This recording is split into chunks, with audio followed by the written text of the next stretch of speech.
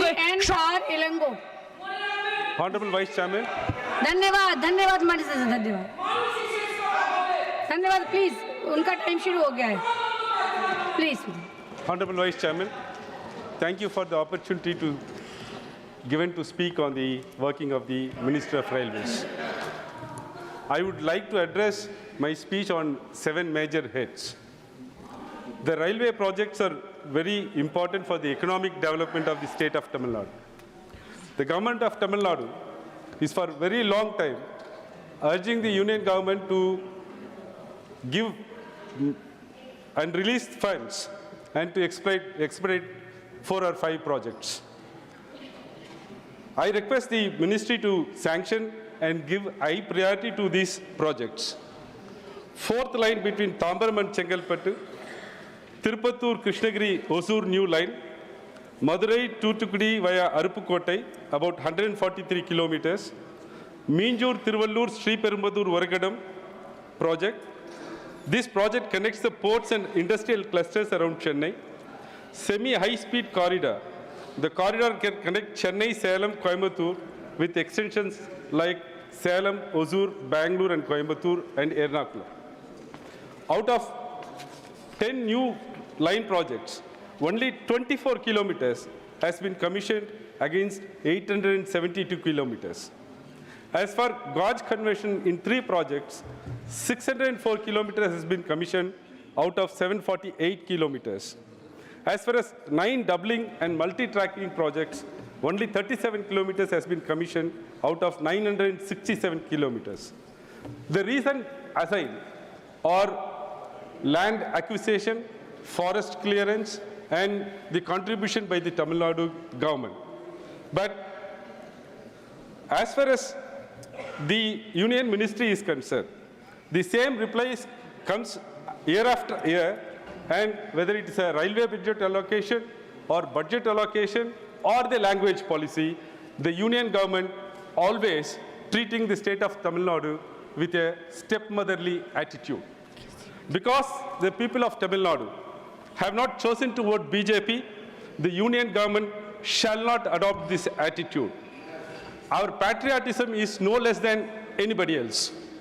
Our contribution to the tax, union tax, is no less than anybody. But in releasing the funds to the state of Tamil Nadu, whether it is railway projects, education or health, the union government is adopting a draconian path. Madam, we respectfully remind the union government that we are merely requesting our rightful share. Please understand that withholding what is justly for ours cannot intimidate us. Beyond the universal biological structures of DNA and RNA, we possess a third vital code, an ideological structure, and that is CNA.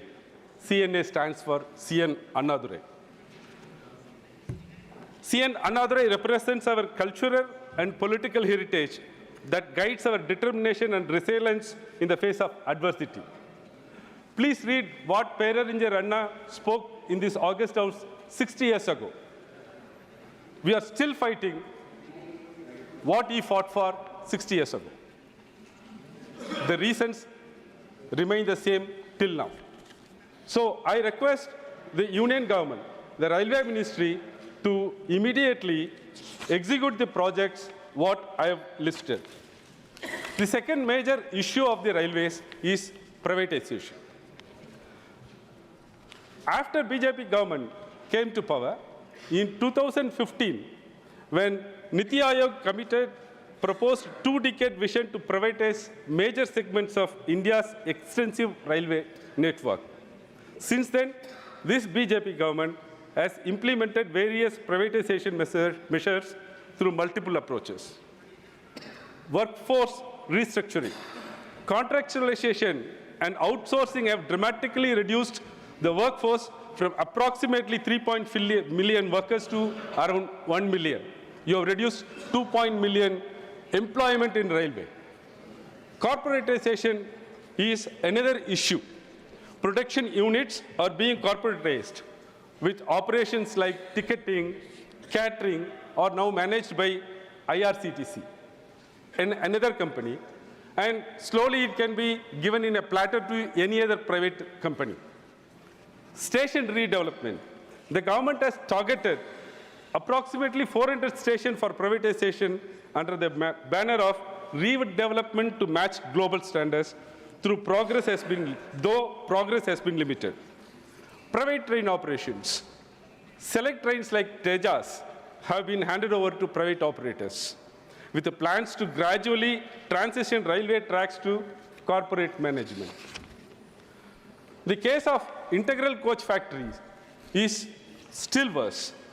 The integral coach factory in Chennai presents a particularly concerning example of this privatization. Despite being one of India's most successful production unit and the indigenous manufacture of Vande Bharat trains, ICF is now being marginalized in favor of multinational corporations. ICF produced Vande Bharat trains at a cost of only 70 crore per train, while the international market price is estimated at the rate of 200 crores. Yet the government has awarded contracts to MNCs at the rate of 120 crore per train, which is 50 crore more than ICF's production cost. Recent agreements of Indian Railways entered with TRSL, an Italian company, in collaboration with Bell, and TMH, a Russian company, in collaboration with Railway Vikas Nigam Limited, are cause of concern. Madam, beyond the higher level of contract values, these private companies receive extraordinary additional benefits. Free infrastructure, government land, utilities like power, gas, water, and existing facilities are provided to them from ICF facility without any cost. 2, intellectual property transfer. Madam, when we are searching for so many intellectual properties and technical know-how from international companies, these companies, private companies, are given the technical know-how and the knowledge of making these Vande Bharat trains given to these private companies free of cost. ICF infrastructures in Chennai were transferred to TRSL, while MRCF in Latur given to TMH company. The union government justifies this only on the ground of shortage of manpower. I'll give only one example.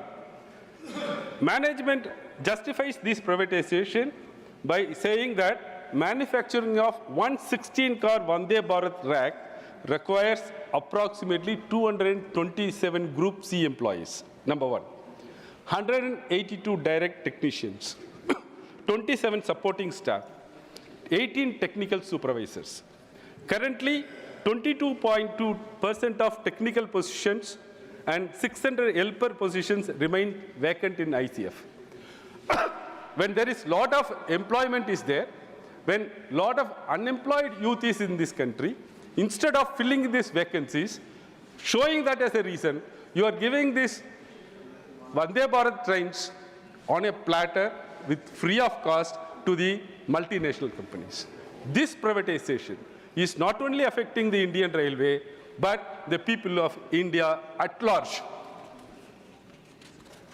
So Indian Railways have to concentrate on making the employments rather than privatizing these railways. The privatization of Indian Railways will significantly impact railway fares and accessibility. Railways have traditionally served an affordable transportation for Indians' economically disadvantaged people. Premium train services lead to increased fares, transforming public transport into a service primarily for privileged segments. International examples from China and Japan show that the train transport system requires more subsidization to support broader economic development. Converting public transport into profit-driven industry not only makes travel unaffordable for millions, but also hampers national economic growth and development. Then I'll come to the monetization, the asset monetization. Sir, some time ago, Times of India reported that a core group of asset monetization of the union government planned to monetize assets of the railways to an extent of 1.7 lakh crore. When the railway board chairman represented that he could not achieve more than 30% and requested to reduce 1.7 lakh crore to 1 lakh crore, the group said, no, it is not allowed. You have to monetize 1.7 lakh crore worth of properties. That means the freight sites, freight terminals, railway colonies, railway grounds, everything is going to be monetized. This will hamper the growth of railways. Ultimately, the people of India will be put in a very disadvantageous position. This monetization, we have to learn from British Railways. In 1990s, British Railways was monetized, fragmented into several companies. Now, UK government realized its mistake and has passed a new law saying that every railway project will come under the government's position. So, we have to take a lesson from British Railways model. The train accidents are another cause of concern. My friend was speaking about what has happened earlier when the train accidents used to happen. Great leaders like Lal Bahadur Shastri resigned immediately. We don't expect such a highest standard of morality, moral standards now. We don't expect the minister to resign, but at least a convincing answers to be given to the public. That is absent totally. Madam, in the past 3 or 4 years, we have lost valuable lives of 400 passengers due to train accidents, comparing to 0 deaths between 2018 and 2021. Why this is happening? This is happening because, again, privatization of the employees. You are giving the line maintenance, the infrastructure maintenance, signaling, everything to contractors. The contractors again subcontract, giving it to subcontractor. Third tier of subcontractor is coming. The employees under those subcontractors do not own the system.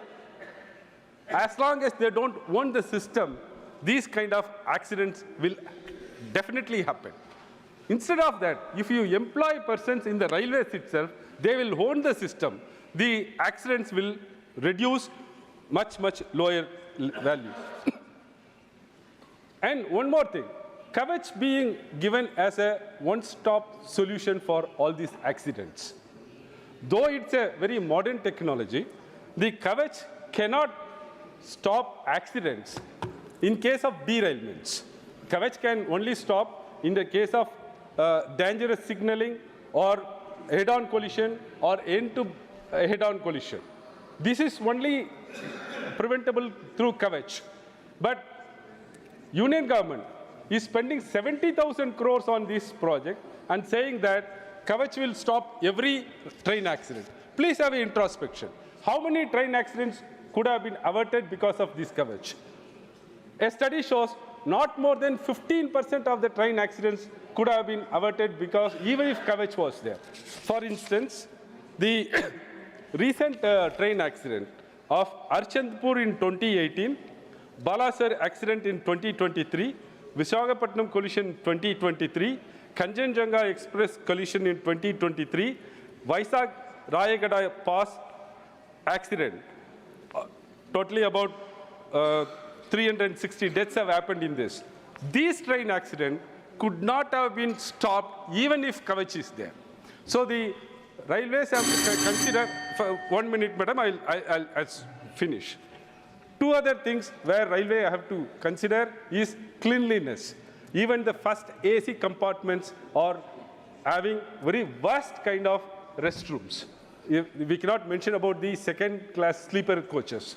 So that has to be concentrated by the railways. More special coaches for women have to be provided by the railways. That's the most important thing which has to be addressed by the railways.